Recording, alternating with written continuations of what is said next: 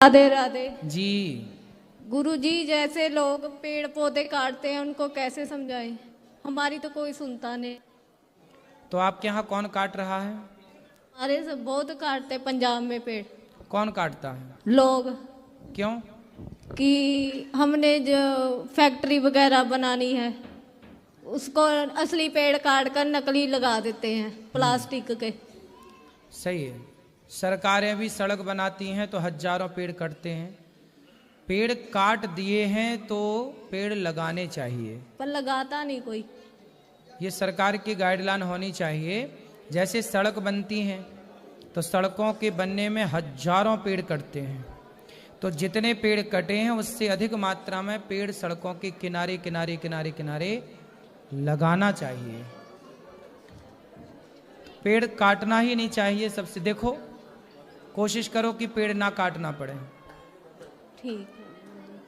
पेड़ बचाओ। जैसे गुरुजी हमारे पास 100 रुपया, उस पे लंगर की सेवा हो सकती है? 100 रुपया जैसे हमारे हाँ पास। हाँ, 100 रुपए में तो हो सकती है। 100 रुपए का नमक डल जाए, 100 रुपए की हल्दी डल जाए तो पूरे दाल सब्जी में स्वाद ही स्वाद आ जाए। बहुत है 100 रुपए। राधे राधे गुरुजी। 100 रुपए में तो कई किलो आटा आ जाए तो कितने लोगों की रोटी से पेट भर जाए। राधे राधे गुरुजी। मैं गुजरात जामनगर से स्पेशली आपसे मिलने आई थी जी। और मुझे आपसे मिलकर बहुत ही आनंद हुआ। मेरा प्रश्न ये है कि मैं जब उपवास रहती हूँ तो मेरे घर वाले, मेरे माताश्री और पिताश्री बोलते हैं कि उपवास नहीं रहना चाहिए क्योंकि भगवान उसके भक्त को भूखा नहीं देख सकते, वो भी दुखी होते हैं जब भक्त भूखा रहता है। तो मतलब घर वाले बहुत बड़े भुक्कड़ हैं। तो मुझे दिन भर खाना है। मुझे उन लोगों को क्या कहना चाहिए? ऐसा है कि भगवान की भक्ति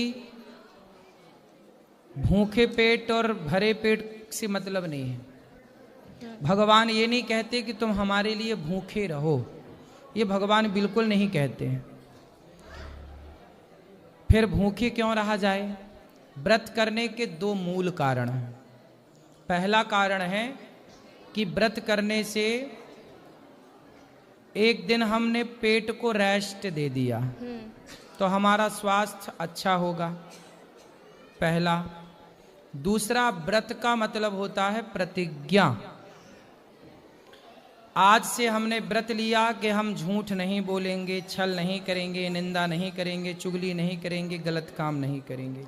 हर गलत काम को छोड़ने का व्रत लीजिए। तीसरा कारण, व्रत का मतलब होता है उपवास। उपवास बोलते ना, उपवास। जैसे उपराष्ट्रपति, ऐसे उपवास। भगवान के करीब जाने का नाम उपवास है।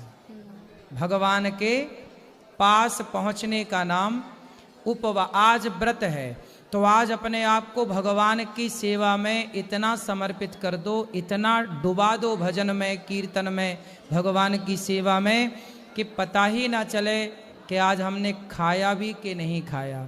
जैसे बेटी के विवाह में बाप और माँ, उन्हें पता ही नहीं लगता कि आज हमने खाया भी है कि नहीं, खाने का भी टाइम नहीं मिलता।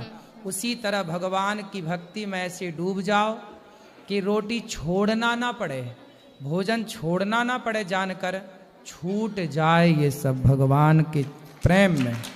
इसका नाम है उपवास। उस दिन ज्यादा याद करें भगवान को। छोड़ा नहीं आज हम रोटी। अब देखो है क्या, व्रत के दिन लोग कहते आज हमारा व्रत है, पर पूरा ध्यान रोटी में रखा रहता है। दिन भर सिंघाड़े के आटे का पकौड़ा खाते हैं, दिन भर फलाहारी नमकीन खा रहे हैं, और क्या कर रहे हैं? व्रत रह रहे हैं। ध्यान तो रोटी में रखा। जितना ध्यान व्रत के दिन लोगों का रोटी में रहता है, इतना ध्यान भगवान में नहीं रहता। जबकि नियम ये होना चाहिए कि भगवान में इतना ध्यान लग जाए कि रोटी छोड़नी ना पड़े, भोजन छोड़ना ना पड़े, अपने आप छूट जाए। ये। और मेरे माताश्री पिताश्री लाइव देख रहे हैं, उनको राधे राधे बोल दीजिए। बिल्कुल, आपकी माताश्री पिताश्री को राधे राधे। राधे राधे राधे गुरुजी। गुरुजी, अभी हमने ना अपने घर पे एक शनिदेव का यज्ञ करवाया था, तो उसमें जो ज्योतिष आए थे तो उन्होंने एक मूंगा दिया था क्या दिया था? मूंगा जो पत्थर नहीं आता, मूंगा। हाँ, कि मतलब अपने हस्बैंड को आप रिंग में डाल के सोने में उनको पहना देना।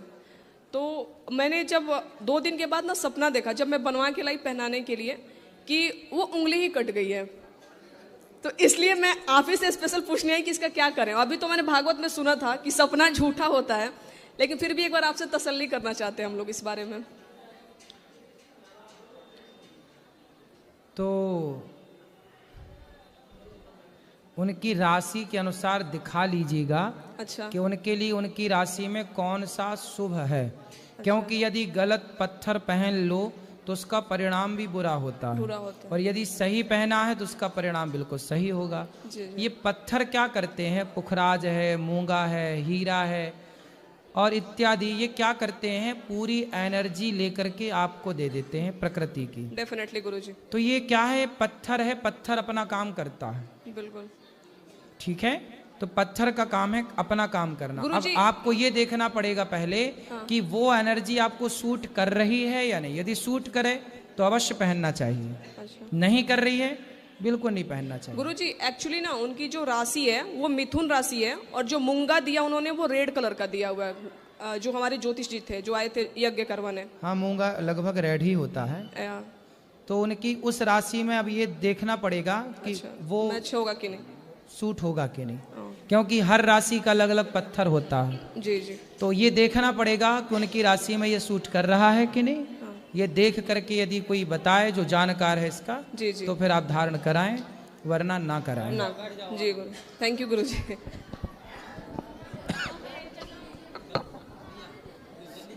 हाँ, जल्दी गुरुजी, राधे राधे जी। हाँ जी, कब से आपका दर्शन करना चाहती हूँ, जम्मू से आई हूँ। नमस्कार आपको। हाँ, आप जम्मू में हमारे गए थे ना उधर। हाँ हाँ हाँ, फिर भी मैं आपका दर्शन नहीं कर पाई, मैं बहुत रोई। चढ़वाल में गई, उधर से आप आगे चल गए, आगे गए, उधर दर्शन नहीं हुए। आज पता नहीं कौन सा मेरा कोई पुण्य था जो मैंने आपके दर्शन किए। मैं आपकी बड़ी कथा सुनती हूँ, टीवी लगा लेती हूँ, काम करती रहती हूँ। हाँ जी जी। अच्छा, ये बताओ मैं क्या प्रश्न पूछूं? आप बिना पूछे ही सब कुछ बता देते हो, जो मेरे मन में होता है ना कभी। अब वही मैं बहुत सोचती हूँ, इतनी सी उम्र में इतना ज्ञान कहाँ से पाया था, कहाँ से पाया? आप सब माँओं का आशीर्वाद है। हाँ, इतनी माँओं की सेवा कर रहे हो। हाँ, बहुत खुशी होती है, बहुत खुशी होती है।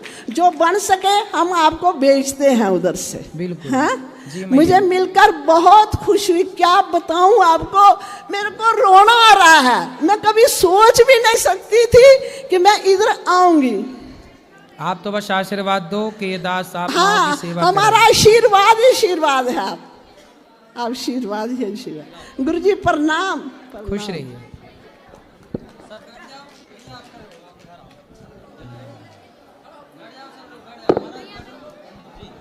राधे राधे गुरुजी जी। दंडवत प्रणाम। मैं मुंबई से हूँ और मेरा प्रश्न ये है, हाँ, मेरा प्रश्न ये है कि 6 साल पहले मेरे पति की अकस्मात मृत्यु हो गई।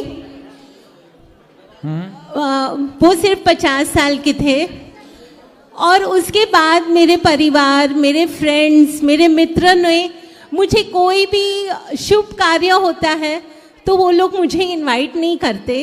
अच्छा। तो क्या अपने पति को यंग एज में खोना, क्या ये एक बुरी बात है? मैं तो कृष्णा को अपना सब कुछ मानती हूँ। नहीं, बुरी बात तो देखो मैया, आपका इसमें दोष क्या है? इसमें किसी का क्या दोष है? वही बात। ये तो मृत्यु है, मृत्यु लोक है, सबको जाना है। अब आपके जो परिवार के लोग, दोस्त, फ्रेंड्स हैं, वो क्यों नहीं आपको इनवाइट करते? उनकी क्या विचारधारा है, क्या वो सोच रहे हैं, ये तो उनकी अपनी मानसिकता पर निर्भर करता है। हाँ। लेकिन मेरे हिसाब से जिसको जाना है वो चले गए, इसमें आपका क्या कसूर है, क्या दोष है? करेक्ट, वही मतलब समझो किसी की शादी है, हल्दी है, मेहंदी है, तो मतलब मुझे या तो इनवाइट नहीं किया जाता या तो बोलते हैं नहीं तुम ना थोड़ा दूर रहो, मतलब तुम जहाँ पर वो समारोह हो रहा है वहाँ से तुम थोड़ा दूर रहो। अब मेरी क्या गलती है कि मेरे पति की मृत्यु हो गई? मैं क्या जवाब दे सकती हूँ इस ऐसे समाज को? हाँ, ऐसे क्योंकि हमारा सही समाज है। इतना आगे बढ़ चुका है और अब तक यही ढकोसले और यही पुरानी बातें लेकर लोग बैठे हुए हैं। देखो, माता कौशल्या भी, उनके पति जब गए तो माता कौशल्या के जीवन में भी वैधव्य आया। माता कौशल्या वो तो भगवान की माँ है। हाँ जी, भगवान की माँ को भी विधवा होना पड़ा। तो ये तो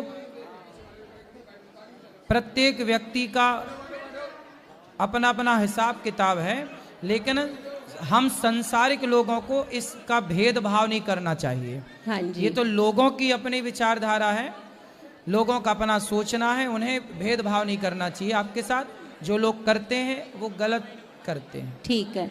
प्रभु जी, एक और प्रश्न है मेरा छोटा सा। मेरी बेटी की अभी शादी की उम्र हो गई है, मैं उसके लिए लड़के देख रही हूँ, तो कन्यादान के टाइम पे मैं क्या अकेले उसका कन्यादान कर सकती हूँ?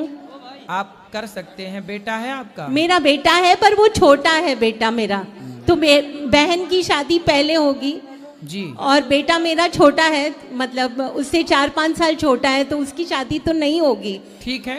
पर वो मेरी बेटी बोलती है अगर कुछ भी कार्य करना होगा तो मम्मी आप ही करेंगे, मुझे और कोई चाचा चाची मामा मामी नहीं चाहिए। हाँ हाँ, आप ही करिए। मैं कर सकती हूँ? बिल्कुल कर सकते। राधे राधे गुरुजी, आपने मेरा बहुत बड़ा मैं बता नहीं सकती हूँ, मेरे मन में ये बात को लेकर बहुत प्रश्न थे जो आज आपने सुलझा दिए। Thank you. मैं पिछले साल भी आई थी आपसे मिलने जी, और मैं चाहती हूँ कि मैं हर साल आपको आके आपके दर्शन करके जाऊँ। यहाँ माताओं का दर्शन भी करिए। कर लिया मैंने, कर लिया प्रभु जी, प्रसाद कर भी लिया, पाइए। पा लिया मैंने। अच्छा लगा गौरी गोपाल? बहुत अच्छा है, बहुत अच्छा है। मैं चाहती हूँ जैसे आप माताओं के लिए करें, तो पिछले साल आपने बोला था कि आप पिताजियों के लिए भी करेंगे ऐसा, तो जितनी सहायता मुझसे है मैं हमेशा डालती हूँ। थैंक यू गुरुजी। खुश रहिए, खुश रहिए। राधे राधे गुरुजी। जी, आपके चरणों में मेरा कोटि कोटि प्रणाम। गुरुजी, मेरा ये प्रश्न है कि मैं जैसे राधे कृष्ण को देखती हूँ तो मेरे आंखों से आंसू निकलते। तो अच्छा तो है, भगवान की याद में मैं बहुत रोना अपने अच्छा आप ही है। आंसू निकलते हैं। सही है। गुरुजी, ये कि मैं थोड़ी जैसे भेंट देना चाहती थी, मैंने मन में सोचा था, उतना नहीं मैं इकट्ठा कर पाई। भंडारे के लिए करती हूँ, थोड़ा घर की मुसीबत आ जाती है तो खर्च हो जाते हैं, इतना है उतना देना चाहती हूँ, तो मुझे कुछ पाप तो नहीं लगेगा? नहीं, काय का पाप? सही है, अच्छा है, खुश रहिए। गुरुजी, मेरा बच्चा एक बहुत जिद्दी है। ठीक है, ऐसे सही आज- होगा, बिहारी जी सब ठीक करेंगे। महाराज जी राधे राधे। हाँ जी, मेरी माता आपसे दीक्षित है, उनकी ओर से भी श्रीमन नारायण। जय श्रीमन नारायण। महाराज जी, मेरा 2 प्रश्न है। पहला प्रश्न, महाराज जी सब कहते हैं और शास्त्रों में भी लिखा हुआ है कि गृहस्थ आश्रम सर्वश्रेष्ठ आश्रम है और इससे हम भगवत प्राप्ति जल्दी कर सकते हैं, तो ऐसा मतलब क्यों है? मतलब इसमें आपसे विस्तार में प्रकाश पाना चाहता हूँ, क्योंकि ये दास शरीर से बड़ा पुत्र है और पिताजी काम से बाहर रहते हैं तो बहुत सारे कार्य करने पड़ते हैं और रिश्तेदार वगैरह से भी मिलना पड़ता है। तो आज तक मैंने इतना देखा है, कभी मतलब किसी गृहस्थ को नहीं देखा है जिससे ये भाव मिले कि ऐसे तरीके से जीवन निर्वाह करने से आगे हम भगवत प्राप्ति कर सकते हैं, मतलब इस माइंडसेट से। क्योंकि उन लोग का माइंडसेट एक ही रहता है कि जितना भी पैसा कमाना है सब अपने परिवार, जो 4 जने 5 जने का परिवार है, उसी में सब इन्वेस्ट हो और बाकी समाज या किसी भी प्रति हमारा कोई कर्तव्य नहीं है। तो इस पे आपसे थोड़ा विस्तार में प्रकाश पाना चाहता हूँ। देखो, नदियों के पास पानी है तो नदियाँ उस पानी से, ऐसा नहीं है कि मैं केवल अपनी ही प्यास बुझाऊं और किसी की प्यास ना बुझाऊं। नदियाँ चिड़िया की प्यास बुझाती हैं, कुत्ते की प्यास बुझाती है, बिल्ली की प्यास बुझाती है, गाय की प्यास बुझाती है, शेर की प्यास बुझाती है, हिंदू की प्यास बुझाती है, मुसलमान की प्यास, सिख की प्यास, ईसाई की प्यास, ब्राह्मण की प्यास, क्षत्रिय की प्यास। कौन है इस धरती पर जो नदी के द्वार पर चला जाए और नदियों से मना कर दे? क्या नदी पानी देने से मना करती है? जैसे गंगा केवल अपनी प्यास नहीं बुझाती, संसार के प्रत्येक जीव जंतु, प्रत्येक प्राणी की प्यास बुझाती है। वो समाज के लिए जीती है।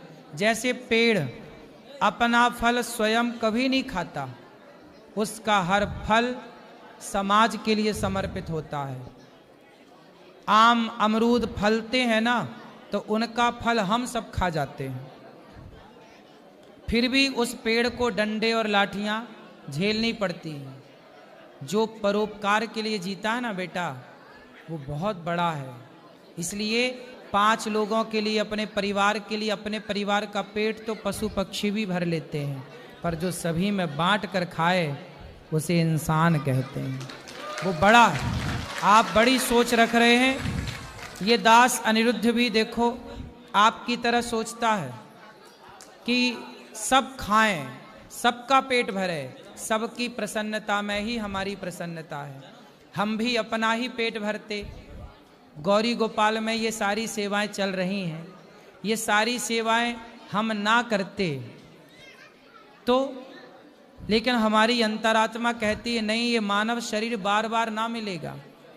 तिजोरियां भरने के लिए मनुष्य हम नहीं बने, पैसे कमाने के लिए मनुष्य नहीं बने। मिला है शरीर, आओ सेवा करके लूटते हैं। क्या लूटते हैं? राम नाम की लूट है। लूट सके तो लूट, सेवा की लूट है। लूट लो, सेवा करके कर लो अपने आप को अमर, पालो भगवान को। हमने यज्ञ करके, जप करके, तप करके तो भगवान को नहीं पाया, लेकिन सेवा के बल पर भगवान को जरूर पाएंगे, ये मेरा अटल विश्वास है। महाराज जी, इस दास ने भी आज तक बस आपका ही उदाहरण देखा है, जो ये कहते हैं ना गृहस्थ आश्रम सर्वश्रेष्ठ आश्रम, बस आपको ही उदाहरण रूप आज तक मैंने पाया। और मतलब कभी भी आज तक नहीं देखा किसी भी गृहस्थ को कि मतलब ये भाव आ सकी कि ऐसे हम जिएंगे तो गृहस्थ आश्रम सर्वश्रेष्ठ रहेगा। बस आपका सेवा भाव देख के, और मैंने भी अपने जीवन के लिए ऐसे ही लक्ष्य रखे हैं। और महाराज जी, इसी संदर्भ में एक और प्रश्न है।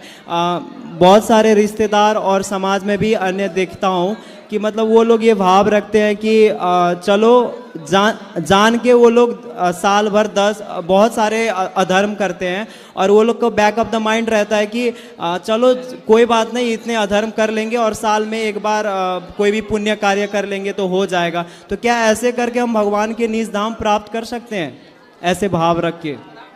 ऐसा करने से भगवान का निजधाम कैसे मिलेगा? निजधाम तो समर्पण से मिलता है। जो व्यक्ति पाप, जैसे 1 साल पाप किया और 1 दिन पुण्य किया, तो जब हम यहाँ से मरकर जाते हैं तो हमारे पाप अलग हो जाते हैं, हमारे पुण्य अलग होते हैं। फिर पाप और पुण्य दोनों का फल हमें भोगना पड़ता है।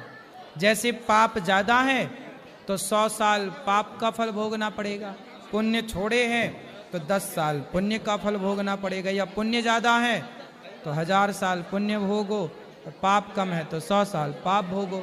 दोनों ही भोग, अवश्यमेव भोक्तव्यम। गीता में लिखा है कि कर्म जो हमने शुभ अशुभ किए हैं, अच्छे बुरे, वह अवश्यमेव भोक्तव्यम, अवश्य ही भोगना पड़ता है। कर्मों से बचना है तो भगवान के समर्पण कर दो, तो सर्वधर्मान परित्यज्य मामेकम शरणम व्रज। जो भगवान के आश्रित हो गया वह फिर उसके पाप पुण्य दोनों नष्ट होते हैं, तब जाके वह मोक्ष का अधिकारी होता है।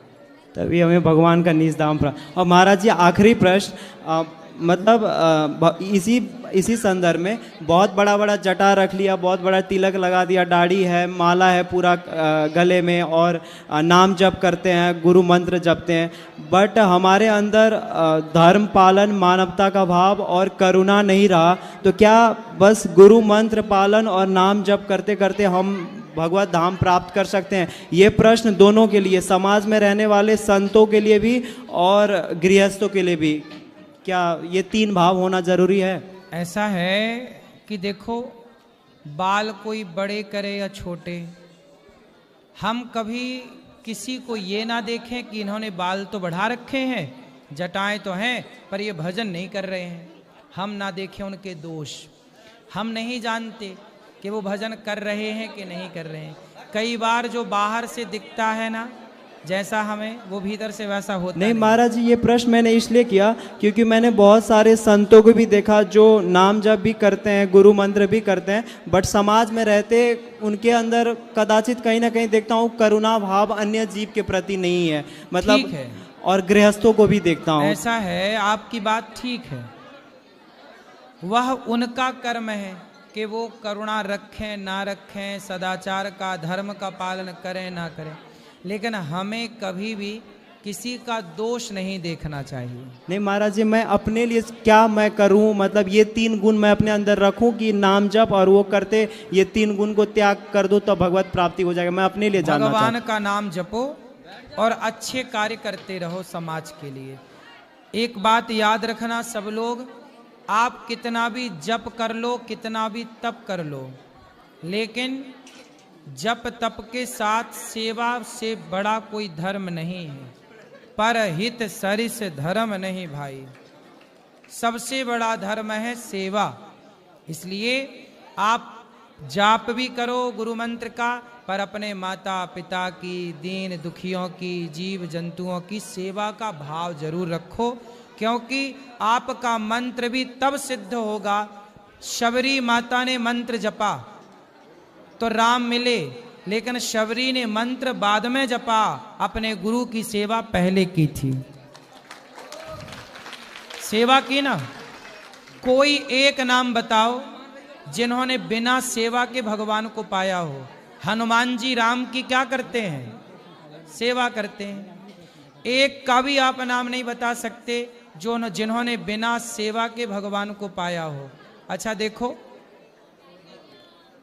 आप मीराबाई को देख लो। मीराबाई अपने गुरु की सेवा करती हैं। गुरु की सेवा गुरु के वचनों पे चल, इसलिए मीरा बोलती हैं कि वस्तु अमोलक दी मेरे सतगुरु, करी कृपा अपनायो पायो जी मैंने, राम रतन धन पायो। तो गुरु के वचनों पर मीरा भी चलती हैं। गुरु के वचनों का पालन ही आज्ञा पालन है, यही सेवा है। माँ बाप की आज्ञा का पालन करना ही सेवा है। राम ने माँ बाप के पांव दबाकर सेवा नहीं की, माँ बाप की आज्ञा पा करके चले गए, यही उनकी सेवा थी। अर्थात महाराज जी, धर्म पालन, मानवता और करुणा का बहुत महत्व है हमारे जीवन में। सबका महत्व है बेटा, कुछ भी ना छूटे। आए हो, जीवन मनुष्य का मिला, सब करते चलो अच्छे काम। ठीक है महाराज जी, राधे राधे, बहुत बहुत धन्यवाद। गुरु राधे राधे जी। गुरु ने माता जी की इच्छा जो है, हेलो हेलो, गुरु चरण स्पर्श, खुश रहिए। गुरु माता जी एक चाहे ना दतिया में कथा के बारे में, दतिया कथा कराने के बारे में। कथा कराना हो हाँ, जाएगी जी गुरु, बात कर लेना ऊपर कार्यालय में। जी गुरु, खुश रहिए। बोलो क्या सवाल है? श्रीमन राधे राधे गुरु जी। जय श्रीमन नारायण, राधे राधे। गुरु जी, मैं नासिक से आया हूँ। बैठो भी। और मैं चिकित्सक हूँ। मैं आपसे ये जानना चाह रहा हूँ कि अभी आपने वैसे हमारे प्रश्न का जो हमारे अंदर छुपा हुआ था उसका उत्तर दे दिया है, फिर भी कि मैं पूजा पाठ में उतना समय नहीं दे पाता हूँ, लेकिन मेरा जो सेवा का कार्य है, चिकित्सा का कार्य है, तो उसमें मेरा मैक्सिमम समय चला जाता है। तो बाकी का समय जो हम पूजा पाठ या उसमें भगवान के ध्यान में नहीं कर पाते हैं, तो कैसा क्या है इसमें आपका विचार? आप मरीजों की सेवा इसी भाव से करो कि हमारे द्वार पर भगवान ही मरीज बनकर आए हैं और हम भगवान की सेवा कर रहे हैं। हर मरीज में भगवान का दर्शन करो और अंदर भीतर चलता रहे भगवान का नाम, श्रीमन्नारायण श्रीमन्नारायण। जो भीतर से भगवान का नाम जपते हुए सामने वाले में भगवत दर्शन करते हुए कार्य करता है, वो भक्ति ही है। अकेले बैठकर माला जपने का नाम ही भक्ति नहीं है। जी, भक्ति का मतलब है आप किसी भूखे को भोजन करा रहे हैं, पर ये भाव से कि मेरे द्वार पर इस भूखे के रूप में भगवान आए हैं। तो आप जब उन्हें भोजन कराओगे तो भगवान को भोग लगाने का फल मिलेगा। ना जाने किस रूप में नारायण मिल जाएं, तो सब में भगवान का दर्शन करते, सदा भगवान को याद करते आप कार्य करिए। आपका वही कर्म आपकी सबसे बड़ी भक्ति है, पूजा। बहुत बहुत धन्यवाद गुरु जी, बहुत बहुत। जय श्री कृष्ण राधे। जी मैया। जय श्री कृष्ण राधे गुरु जी। आपके श्री चरणों में कोटि कोटि प्रणाम। गुरु जी मेरा प्रश्न है कि मैं पूजा हूँ तो मेरे आंसू आ जाते हैं। पूजा करूँ तो नाम ले गुरु मंत्र माला फेरूं तो मेरे आंसू आ जाते हैं। सही है, आंसू आ जाएं, अच्छा है भगवान की याद में। और गुरु जी एक प्रश्न है, घर में तुलसी लगाई है वो बल गई है, अब दूसर कब लाए, दूसरी ले लो, दूसरी ले आओ। क्या है बताओ, प्रश्न क्या है?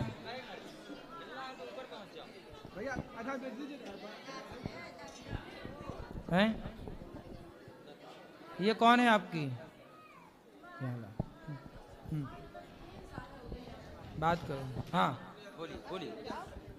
महाराज जी कोटि कोटि प्रणाम।